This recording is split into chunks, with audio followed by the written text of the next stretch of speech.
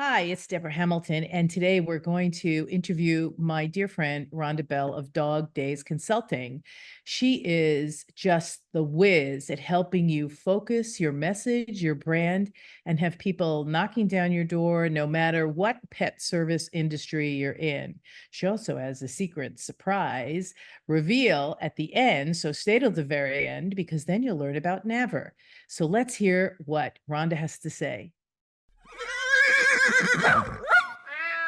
Hi, I'm Deborah Hamilton. Welcome to my podcast, Why Do Pets Matter? 10 years ago, with my iPhone and a script, I recorded the first episode of the Ultimate Pet Resolution Summit, which chatted with experts about conflicts over animals. Our conversations were intimate, honest, and illustrated how disagreements over animals occur and how those disagreements can reshape people's lives and relationships. In November 2019, I started Why Do Pets Matter, a new podcast that continued these informative discussions. I'm so excited to have you here with me, continuing my exploration into a more meaningful conversation about why pets matter to all of us. My guests and I will share ideas, stories, and experiences straight from the heart, unscripted and holistic. From the bravest moments to the most brokenhearted, we will explore how to resolve disagreements over animals differently. One thing I know for sure is I want to have more meaningful conversations that will help all of us unlock that deeply felt human-animal bond that drives the emotions of conflict. Hey everyone, it's Deborah Hamilton. So good to see you. And I'm here today with my good friend, Rhonda Bell. She is Dog Days Consulting. And because she does so much, because pets matter to her, I'm going to let her tell you all about what she does before we ask her that question. So Rhonda, I'm so glad you're here. Hi, thanks. I'm really happy to be here. So tell us a little bit about what you do in the pet service industry, because you really have a unique niche.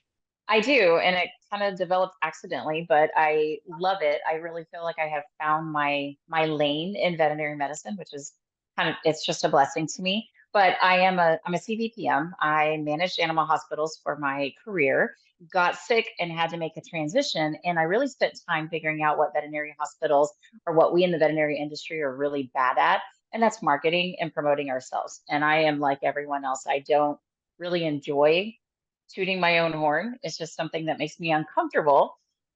So I try to help brands like yourself and others get their voice out there and hone their message and really connect with the people that they're trying to do business with so their brands and their businesses grow. And I work with veterinary clinics to do that same thing, get their team kind of rowing the boat in the same direction. And I work with individuals who have veterinary or animal related businesses or brands who want to reach their audience and be successful with it. So I've kind of developed that area based on my years in veterinary medicine and what I understand about the industry and the clients and the people that work there, and also what we're not very good at. And so I went back to school, I got certifications, and now that's what I specialize in is digital marketing and branding and coaching for veterinary and animal related folks. I love that. I love that because it's so important to be able to focus your message and have someone be able to find you who needs you. So that is a perfect segue into why do pets matter to you, Rhonda? So my pets throughout my entire career, I'm a pug mom. I single-handedly keep the veterinary industry going just by having pugs. They have always been a source of compassion and comfort.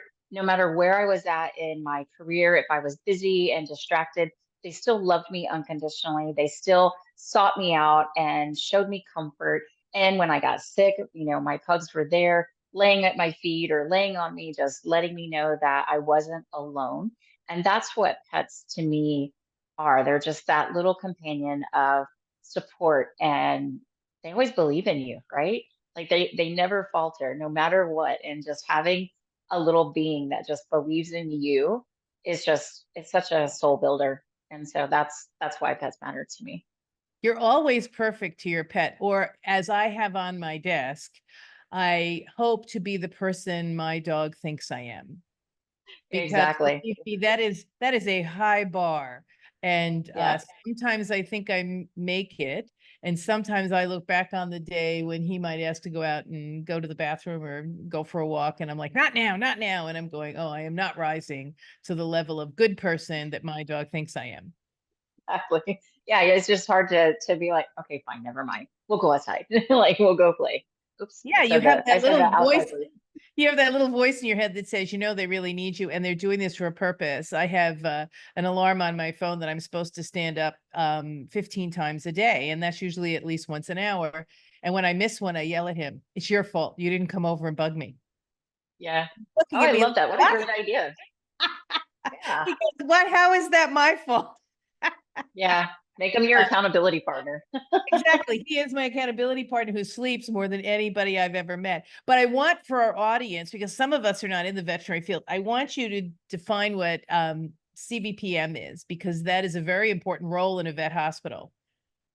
It is. I'm a certified veterinary practice manager. So I have studied and I have a degree and I have a lot of different criteria that I had to meet in order to take this really difficult examination to gain that credential. And then I also have to maintain 48 hours of CE every 2 years to continue having that credential. So it is a very important credential. I love it. I treasure it. And my veterinary community that I spend time with is tremendous. Networking and community within this industry is vital. It is where we can grow, we can push ourselves, but we can also find retreat and we can find support. And so for me, building community around the industry or within the industry is just crucial. And the management that you experienced before you went on to start your own business, Dog Days, uh, was the ability to help practices be their best selves, right? Because managing is something that doesn't necessarily, well, get taught very much in vet schools, and doesn't come naturally to people who want to become vets. At least that's how I feel. And I might be 100% wrong. So correct me if I am wrong, because No, I. you are. Mm-mm. You're correct. It is, there are certain people who we kind of fall into like little tumblers. We kind of fall into where we belong. And those who are little shiftless right now and not sure where they're at, they're still tumbling. Like they haven't found their spot yet. For me, it was management. I was raised by business owners. So I was always raised as an employer versus an employee. And not that there's anything wrong with either of those roles. We absolutely need them. But I had a mother who was a strong leader. And so that's what I was taught through her modeling. So whenever I found myself in a veterinary clinic working as an assistant, I was always trying to push. And, the joke in my family is, I'm not bossy, I have leadership skills, but that's what it is. It's just I push for better. I push for, but what if? And I don't shy away from change.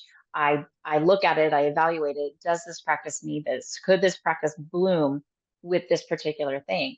Is this culture within this practice shooting people in the foot and we're breaking down those relationships with those clients because we have this poor presentation, or we're communicating poorly. So it's all of those things. And, people think I just do digital marketing, but it's really not. It's about the culture within the practice because whatever you put in comes out. I always joke that, and it's so crude, but I'm kind of crude that way, but I always joke that social media and digital is like a fan. So if you put something beautiful and rose petals and something sweet smelling and you push it out, everything is sweet. But if you throw a big pile of dog poo in that fan, what's going to come out? It goes everywhere. So we want to make sure that everything we're putting into our culture and what we do in the practice is what we want the clients to see. And we don't want to catfish them, right? We want to actually be doing what we say we're doing. And so I try to help align that. It really is difficult to keep it going in the day-to-day medicine. I was there, I know. I mean, it's really hard to keep everybody engaged on that cultural norm. And so I really try to coach and work with practices who are dedicated to doing that. And it's 100% about that client relationship. If we don't have that client relationship, there's no point. We have nobody to do business with. So we have to make sure that we're taking care of that. And the other end of that is just amazing patient outcomes. If we've got engaged clients, we've got better cared for animals, and we've got happier teams because we've got less strife and conflict. It's so important that, pets matter and pets come with owners. And so, what I think you probably learned when you were working simply as a manager is that the culture within the practice is really important because it has to work like a well oiled machine. So everybody feels respected, appreciated, has agency to do something that's important for the practice that you may not have thought of. And like you said, if somebody brings change to me, I'm going to look at it and say, well, is this going to work or no? Because the simplest things can change an entire practice for good or Oh, for bad, absolutely. right? Yeah. So Yeah. and the interactions that are had with clients are so important. So why do pets matter? In your neck of the woods now as a consultant is that you really create that atmosphere where the practice focuses on what it's providing for pet owners. Absolutely. And how it's delivered to the client. Like it's one thing to say we've got all these services and spend all this time on this internal work, but if the clients don't know it or see it or understand it because you're not using the language that they understand or presenting it in a way that makes sense to them, what what's the point? We have to be able to connect with the people who are the other half of that relationship. And I am a relationship centered business. Even though I'm technology and digital and I work virtually, I am 100% a relationship business. I can't do the work I do with my clients if we don't have a relationship, a friendship, because I have to get to know who you are, how you speak, how you think, what's important to you. And then I have to get into the minds of your clients. Who are they? What do they need from you that can benefit their lives, that can make them be better pet owners or better caregivers or whatever it is they need to do? And then how can we monetize that? Right? Because my job is to make my clients money, but still stay within the confines of that authentic relationship. And I think that's my sweet spot because I love that. I mean, I'm always passionate about it. I'm always excited about it. I sit around and I think about like what are some cool projects we can do to kind of build that relationship, get my client out there and do something really cool in the industry that maybe nobody else is doing or they're not doing it in this way. So that's the cool thing and always connecting that client, making sure they feel comfortable and engaged will allow you to do more for those pets. And ultimately, our job on the veterinary side is we advocate for those who can't speak for themselves, and that's the pet. So it is our job. It's the CSR's job to advocate when they see something. They need to let the doctors know. They need to let the pet owners know, like, hey, I see this. Let's get the doctor to take a look at that. Let's make sure that it's okay and that it's not a big deal. The assistants, the kennel, to everybody. Like you said, everyone should have agency. Everyone should have a voice because when that pug walks in the clinic, it needs to have 8 different advocates making sure that it is cared for and all of its needs are met. I mean, what would that world look like if we had that kind of culture in the practice where we're not so busy doing the job that we actually take care of the pet in a way that we're all looking in that moment and not at the task list. And it's so hard to do. I mean, I lived a lot of years by a task list because it's just we're busy. We're so busy. But culture shifts can really help with that.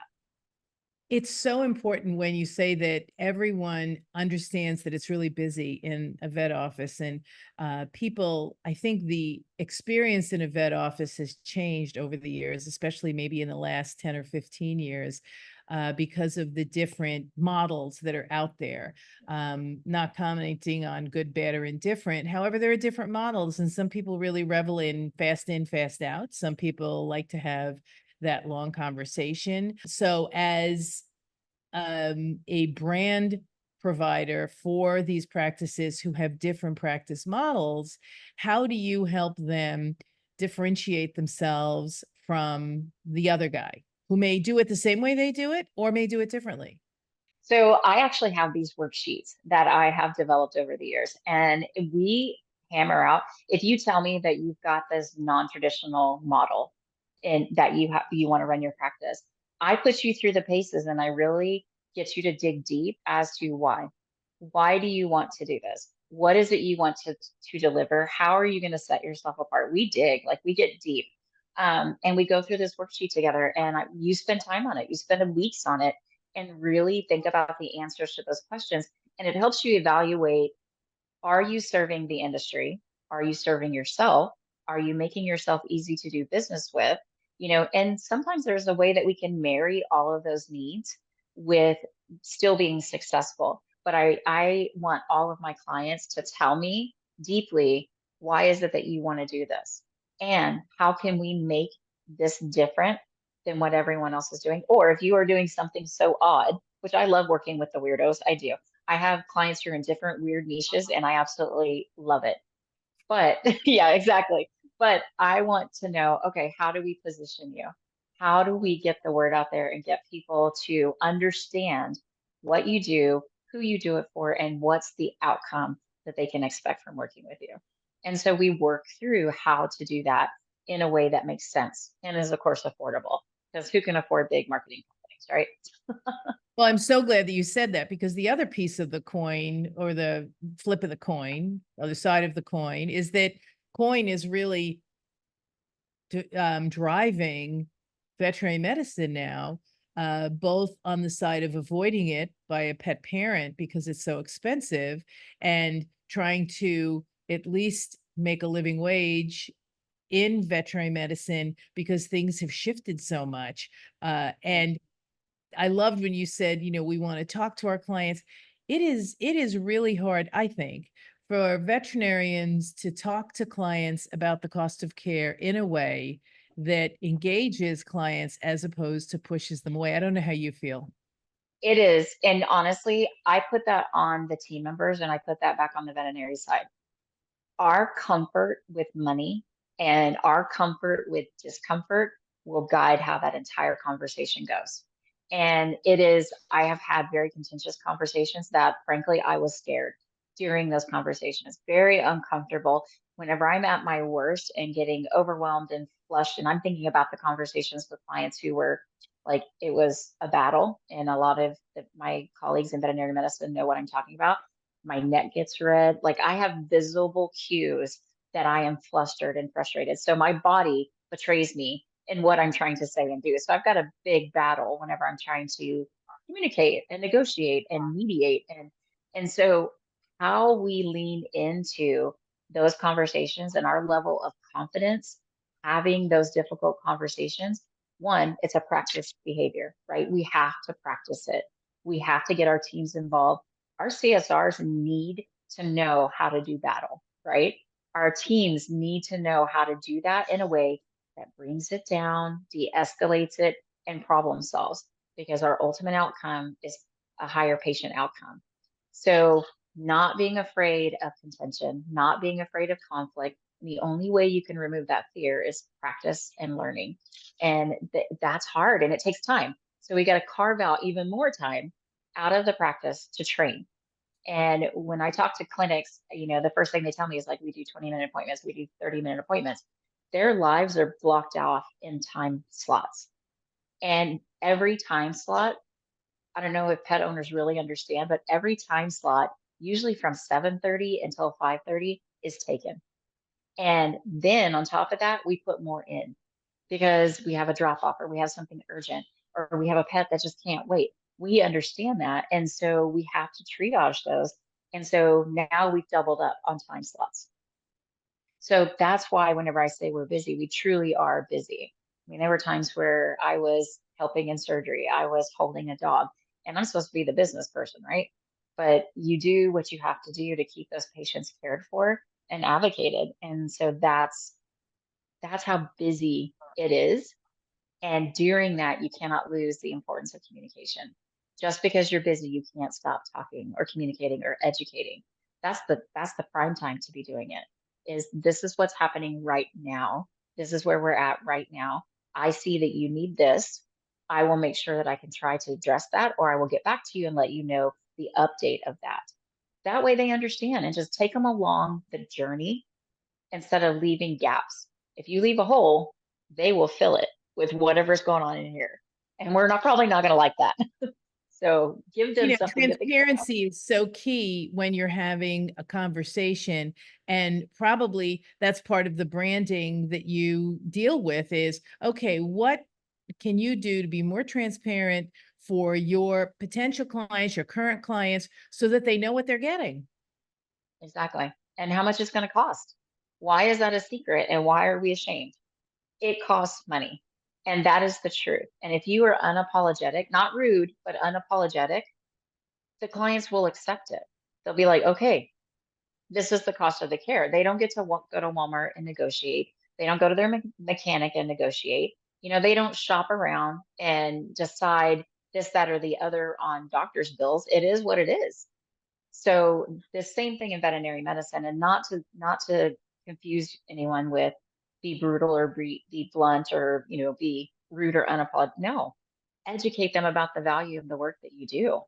We play with the same toys that the human side plays with. It costs the same. So but we never get to charge the same. We don't get to charge $18 for a Tylenol. So that's the difference. And so we have to make a lot out of a little. And having the clients in on that relationship and a part of that equation is so critical. And it just makes the day go better because you're not worried about conflict or surprises or an angry phone call or, any of those things because you've pre-communicated. When you are fashioning a branding and they've filled out their document that has them tell you who they are and who they want to be or who they think they are, and you review it, and you probably take some time to check in with the rest of the members of the practice, maybe, to see if, in fact, the way I see my practice is the way all my colleagues who work with me see my practice. What do you do then as a brand manager saying, well, this is how you see yourself. This is what you want to do. And it seems as if there's a little bit of a gap between how you view the world and reality and how the people who work with you view the world and reality and how your clients view the world and reality. That is such a crucial step because gathering the information is one thing. Utilizing the information, one on the ownership side, it's a little difficult because it's kind of like, I work so hard. I work so hard. How come they can't get this? How come it's not what I think is happening? And then on the team side, it's like they're delusional. Those leaders don't have a flipping clue what's going on. And so marrying those two and making them aware anonymously, like I don't even have to be a part of that process, honestly. I am in a lot of cases where we're talking about it and hashing it out. But on the other side, it's for them to come back and go, actually, I see it this way. And no, I actually see it this way. Well, maybe that leader needs to see the way that that CSR sees it because they're actually on the front lines. And it's like, light bulb moment. Maybe that's what's clicking because that particular CSR is fantastic with clients. She doesn't have these problems where the other guy might. Yeah, it opens the door, that unique value proposition conversation.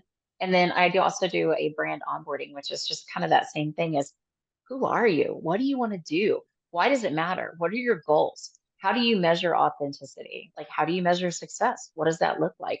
So getting everybody kind of to see like, oh, that's how she sees that, or oh, that's how Deborah sees that.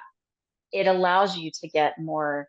You don't want uniformity, but you want alignment. You want everybody in your little pod to be moving forward and not feral cats, in a barn. It's just they have to put the oar in so that it helps all the oars move forward. They don't have to do it exactly Absolutely. alike, but it should be the right time, the right place, maybe turned a little this way or that way, because everybody's unique. Everybody brings a uniqueness to a practice.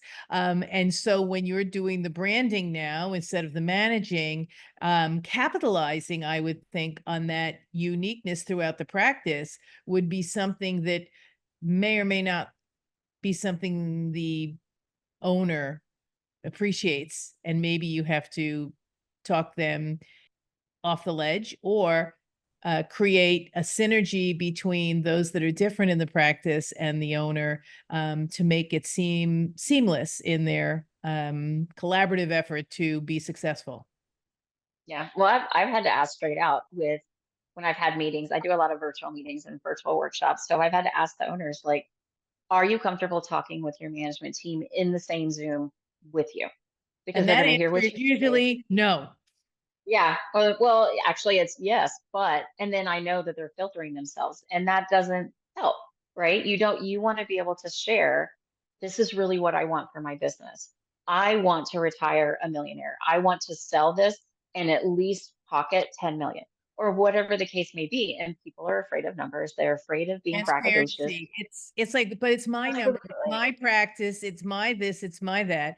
And I'm Yeah. sorry to interrupt you, but it drives me nuts because I always say to the attorneys who sell the practices and don't tell anyone about the fact that practice is being sold, or the veterinarian who's running a practice and doesn't tell anyone what the right hand is doing, right? The left, not the right. Yeah. I sit there and I just say to them very gently and very kindly, can you walk into your practice, turn the lights on, and run it efficiently from 7 a.m. in the morning until 6 or 7 at night, get everything done, walk out the door, shut the lights off, and be done by yourself? Exactly. And you Yeah. I mean, can't, if you involve the team, they can help you fulfill but those you have goals. to involve them and you have to make them, not make them, you have to encourage them to feel like a valued member of the team. And in branding, that would include even you and I, the oddballs. Yeah. It's all about the relationship. I mean, no matter what, it always goes back to the relationship. And if you enlist their support and not just say, hey, help me be a millionaire. Well, I'm not going to get super Oh, excited about that either. But if you're compensating me and I have a good work environment and I've got good benefits and I get discounts on my pet care and I enjoy going to work because I don't have to battle clients who are mistreating me because my boss stands behind me and backs me up, things like that. It is easier to help someone fulfill the goal when everyone's goals are being realized. right. Maybe it's I'm going to help with tuition because these folks, I know I'm going to be selling the practice in 5 years. These folks are going to need to go somewhere. Let's get them some education. Let's Yep. make industry And better. make sure the transition runs smoothly, Absolutely. right? It's Right. transitions that don't run smoothly that make me crazy because of the fact that it's simply a lack of communication. Or as you said, if you don't fill the gap, they're going to tell Right. themselves their own story. And then you're setting up the transition for failure. So when you talk about branding, you talk about making sure all the transitions are smooth from where you are now to where you want to be to maybe where you're going. Right. And I really challenge people when you're talking about change and transition. A lot of us start planning for the fear, like the what if wrong scenarios, right? If we lean into what are we trying to accomplish and let's look positively and forward towards the accomplishments, the fears will have less power. Now they need to be addressed. I mean, you have to do a risk reward and you have to seriously evaluate, does this make sense? Is this a good change? Is this even something we should be considering? But if it is and you've decided as a group to move forward, then focus on the goals and focus on the positive steps forward, not all the pitfalls along the way, because we see negatively stronger. I mean, it's negative bias, right? It means more to us internally. We remember it stronger than we do positive. We can have 10 positive things, but that one negative is going to make us remember that scenario. So we have to make sure that we understand psychologically we are pre-programmed to understand and feel negativity stronger than we do positivity. So we got to fight for the positive, make sure we keep that in check and make sure we're understanding that all team members are going to be feeling that. So giving them the space to have that moment of pessimism, you know, and then be like, okay, but what's the goal? What can we do? What's the next step? That didn't work. Okay, that sucked. Moving on. What's the next thing we can do to get to that goal? Because we all want to get there at the end. So again, alignment and relationship, it just always goes back to that. And as I was doing my research and my learning on digital, it just kept coming back to me. A lot of it was technology and digital and what you say and what you type and what you put on social media. And I'm like, it doesn't matter without the relationship. So I just try to bring in as much psychology and connection and communication as I can. And if we can't do that, then it doesn't make sense to me to do it. So we got to look at why we're doing it again. So then that goes back to the tell me your why. Let's make sure that this is aligning with who you really want to be. It's a lot of fun, but it's also a lot of work. Some clients are like, no, just do it. Post something on Facebook and get it done with. And we can, but it's not effective. So you're Yeah. kind of wasting your time and money. Creating the emotional intelligence in everyone so they understand the pros and cons, they know what their commitment has to be, and then being able to help them gain the skills which they may or may not have to facilitate that next step that's going to, as you said, make everybody feel as if they're together. Now, you used the term before, and I love to hear more about it. You said a CR. And what does that stand for? And I think there's something coming down the pike with you that's going to help CRs have a bigger voice. Yeah, it's CSR actually. It's Client Service Representative, and it's kind of a name that we just use to encapsulate all veterinary receptionists or all veterinary front team members. And so their roles vary, the titles vary. So it's kind of everybody's included whenever I use that term. But CSR is just the short version of what that is. And to me, that is the most important role in the practice, more so than being a CVPM, more so than even being a doctor. Because if we don't have the front end team welcoming those clients into our practice, they're not going to come, especially if we have them actually offending them, pushing them off, making them completely unwelcome. They're going to be the ones that kill your business as well. So I'm partnering with Debbie Boone and Dr. Jill Clark from Ignite. We have partnered and co-founded an association called NAAVR, the North American Association of Veterinary Receptionists. This is the first veterinary reception association. So it's much like the VHMA, where the managers have an association, the technicians have an association, the doctors have an association. Now the veterinary receptionists have one as well. And so we welcome all front facing client service people in their whatever their titles are. We're not so hung up on titles. It's the role. We want to support the role in that segment of the veterinary industry. And so we're actually launching the association. We've been building it forever. I've been working my tail off on this website, getting it built, getting it ready. But we're launching it at Fetch and coming up soon in August. So we are going to be doing an all day. They gave us a CSR track that I believe is sponsored by a few folks, Care Credit, Pet Advisor. We've got some really great people who have sponsored us, and we're doing a cocktail hour to try to just introduce the CSRs and let the world know that we're here and we're supporting the CSRs. And we're hoping that we'll be accepting membership soon so they can join the wait list. And we'll be connecting with them and having a place where they can communicate and share and problem solve and gain education. We're also going to be an education hub where various people who have created educational pieces can come and list it on that website. So that way business owners, practice owners, managers, whoever can say, oh, I need training on X, Y, and Z. They can go there and find it easily. And the big surprise and the big thing that's coming is we're actually going to create a credential for the CSRs. So they will then be professional CSRs. It's going to be the Certified Client Experience Professional, the CCEP. So we're going to get some initials for those CSRs that work up front. Well, I have to thank you because, the client facing person, that first voice you hear, that first face you see, uh, is one of the most important pieces of any practice. My practice as well. The people who are answering the phones are the people who are going to either make or break whether or not the client stays. And so I'm so glad that you and Debbie Boone are starting this. I'm going to have you guys come back and talk more about that because it's such an important advancement, because most of the time the front desk people are just sort of like I don't want to say a turnstile, but sometimes they're a turnstile, or sometimes they're there forever and become sort of entrenched in the practice model that they've been with. And sometimes when they hire someone like you from Dog Days consultancy, you want to change a few things, they might be the hardest ones to change. So now you're not only going to be helping practices brand themselves better, but also helping those first voices, those first faces to be exactly what everyone wants them to be and be their best selves and maybe be paid commensurate with the amount of exposure they have to your profit provider.